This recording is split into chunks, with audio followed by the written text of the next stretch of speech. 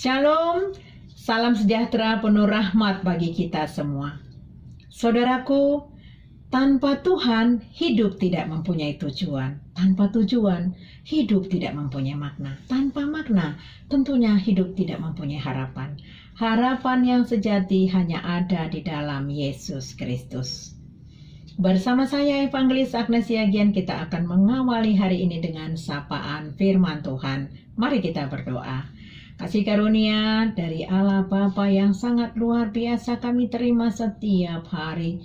Bahkan selalu baru ya Bapa. Kami mensyukurinya, kami mencintaimu ya Bapa. Beri kami hati untuk selalu bersyukur kepadamu. Beri kami hati untuk selalu berdoa kepadamu ya Bapa. Kiranya pimpinan dan pertolongan Roh Kudus menyertai perjalanan hidup kami. Amin. Firman Tuhan sebagai nats renungan kita pada hari ini diambil dari kitab Yohanes pasal 1 ayat 16. Begini firman Tuhan. Karena dari kepenuhannya kita semua telah menerima kasih karunia demi kasih karunia. Demikian firman Tuhan. Saudara jemaat yang dikasihi Kristus, judul perikop kita pada hari ini adalah Kristus sebagai pusat hidup orang yang beriman. Ada 2 poin yang ingin kita bahas pada hari ini.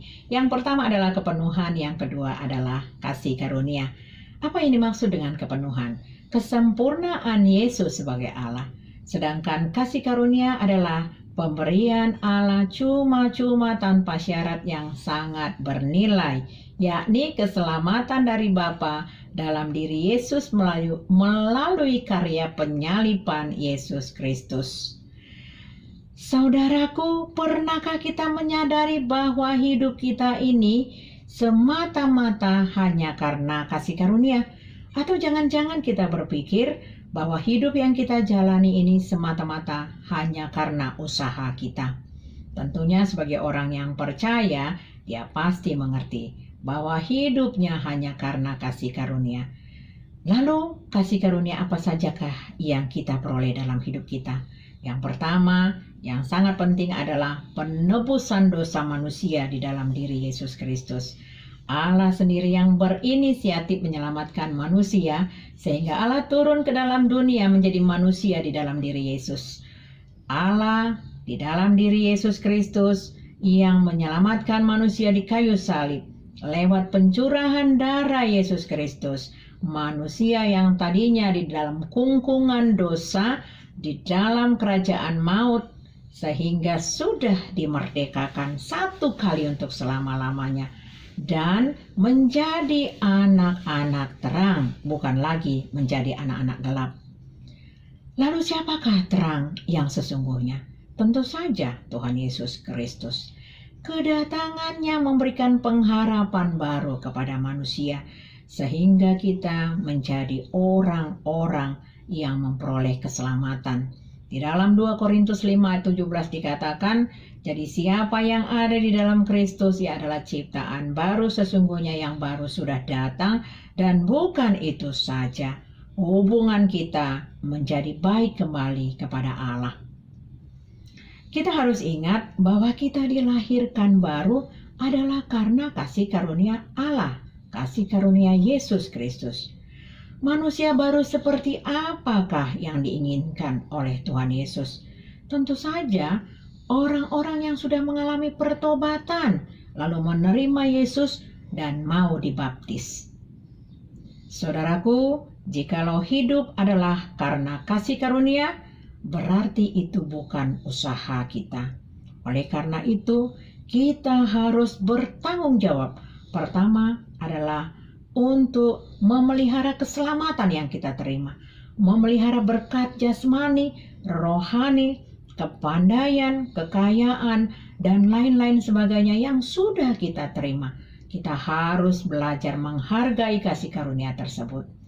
Tentunya tidak hanya cukup hanya menerima saja, tetapi kita juga harus berbuat yang terbaik untuk Tuhan.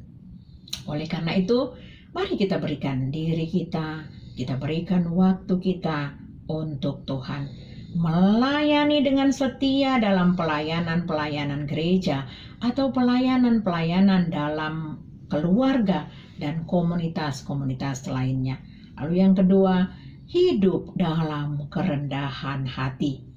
Jika hidup kita diberkati, bisnis kita sukses, pelayanan kita berhasil, pekerjaan kita sukses, anak-anak kita sukses, janganlah kita menyombongkan diri, karena itu semua adalah pemberian Allah. Kita harus naikkan syukur karena kasih karunia tersebut, sehingga kita tidak layak memegahkan diri kita. Sebaliknya, kita hidup harus di dalam kerendahan hati. Lalu selanjutnya yang ketiga, hidup dalam tujuan Allah. Di dalam Efesus 2 ayat 10 dikatakan, karena kita ini buatan Allah diciptakan dalam Kristus Yesus untuk melakukan pekerjaan baik dan Ia mau supaya kita hidup di dalamnya. Oleh karena itu, jika kita sudah diselamatkan, maka hidup kita haruslah mengikuti tujuan hidup Tuhan untuk melakukan pekerjaan baik yang sudah dirancangkan Allah sebelumnya kepada kita. Saudaraku, kasih karunia yang diberikan Tuhan kepada kita begitu sempurna, sehingga kita tidak perlu menambahkan apapun padanya. Baik itu perbuatan baik kita, baik itu pelayanan kita, atau apa saja. Tidak ada yang bisa kita lakukan untuk menambahkan nilai kasih karunia itu. Kasih karunia diberikan kepada kita secara cuma-cuma, gratis tanpa membayar. Jadi, perbuatan baik yang kita lakukan semata-mata itu adalah sebagai ucapan syukur kita kepada Tuhan.